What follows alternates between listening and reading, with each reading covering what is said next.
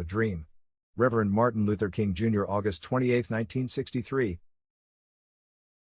50 years ago, a great American, in whose symbolic shadow we stand today, signed the Emancipation Proclamation. This momentous decree came as a great beacon light of hope to millions of Negro slaves who had been seared in the flames of withering injustice. It came as a joyous daybreak to end the long night of their captivity. But 100 years later, the Negro still is not free. 100 years later, the life of the Negro is still sadly crippled by the manacles of segregation and the chains of discrimination.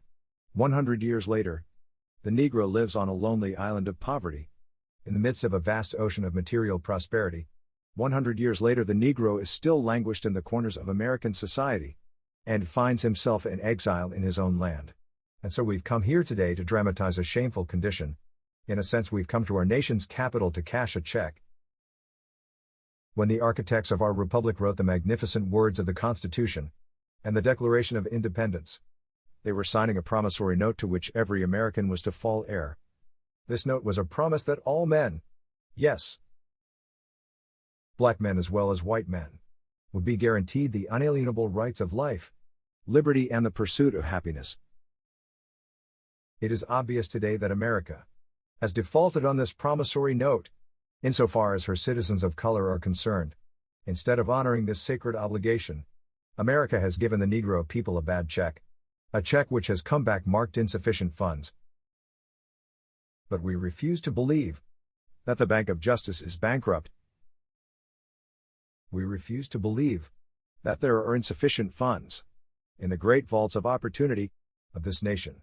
And so we've come to cash this check, a check that will give us upon demand the riches of freedom and the security of justice.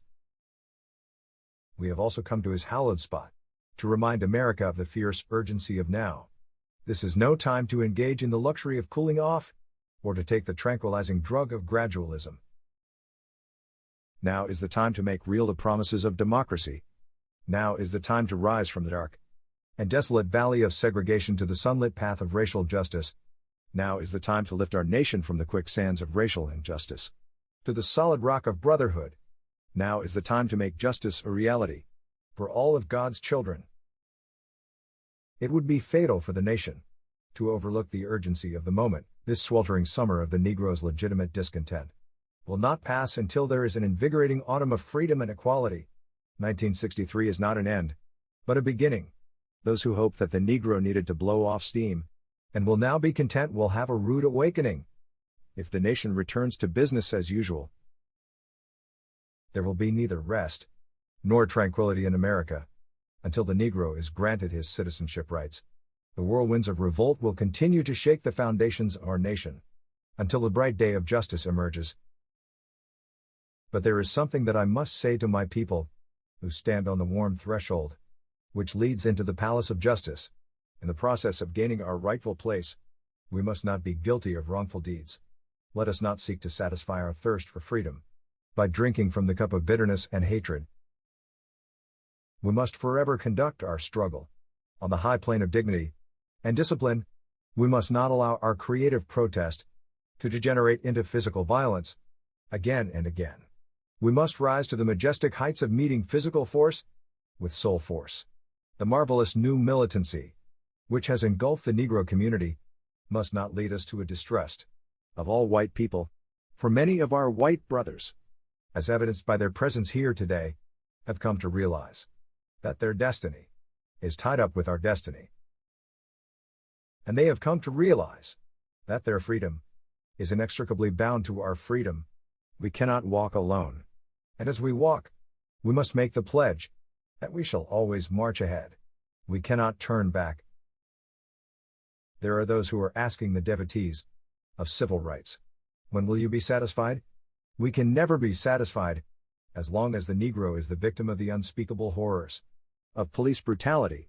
We can never be satisfied as long as our bodies, heavy with the fatigue of travel, cannot gain lodging in the motels of the highways and the hotels of the cities. We cannot be satisfied as long as the Negro's basic mobility is from a smaller ghetto to a larger one. We can never be satisfied as long as our children are stripped of their selfhood and robbed of their dignity, by signs stating, "For whites only." We cannot be satisfied as long as a Negro in Mississippi cannot vote, and a Negro in New York believes he has nothing for which to vote. No, no. We are not satisfied, and we will not be satisfied until justice rolls down like waters, and righteousness like a mighty stream. I am not unmindful that some of you have come here out of great trials and tribulations. Some of you have come fresh from narrow jail cells. Some of you have come from areas where your quest for freedom left you battered by the storms of persecution and staggered by the winds of police brutality. You have been the veterans of creative suffering. Continue to work with the faith that unearned suffering is redemptive. Go back to Mississippi. Go back to Alabama. Go back to South Carolina. Go back to Georgia. Go back to Louisiana.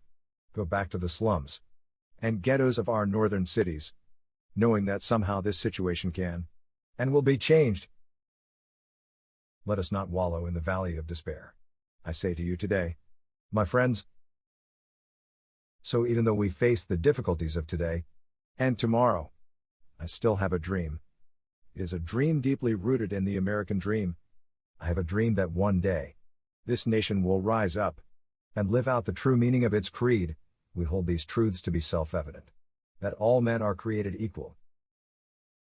I have a dream that one day on the red hills of Georgia, the sons of former slaves and the sons of former slave owners will be able to sit down together at the table of brotherhood.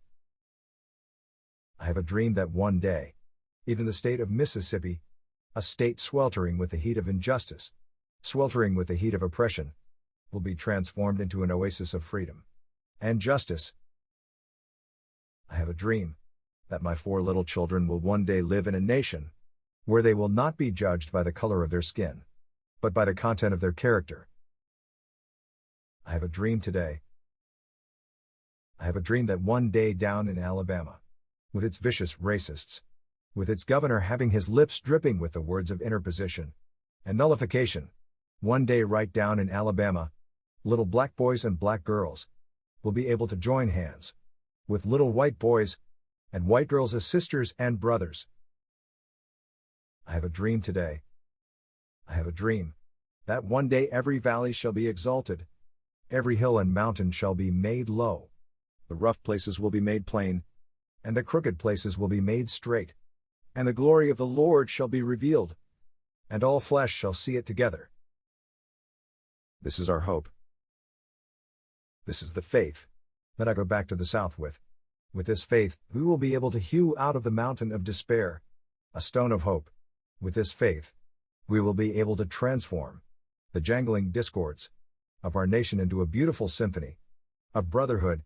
With this faith, we will be able to work together, to pray together, to struggle together, to go to jail together, to stand up for freedom together, knowing that we will be free one day.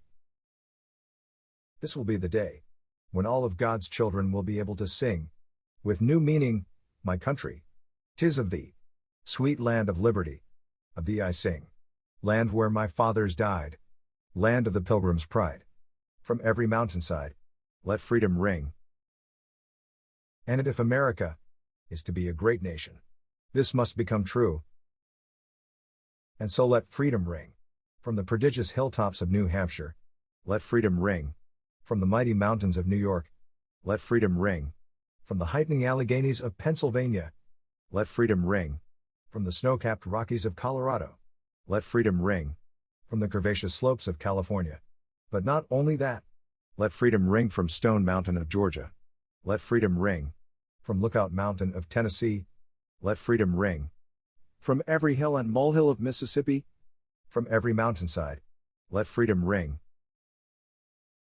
And when this happens, and when we allow freedom ring, when we let it ring from every village and every hamlet, from every state and every city, we will be able to speed up that day when all of God's children, black men and white men, Jews and Gentiles, Protestants and Catholics, will be able to join hands and sing in the words of the old Negro spiritual.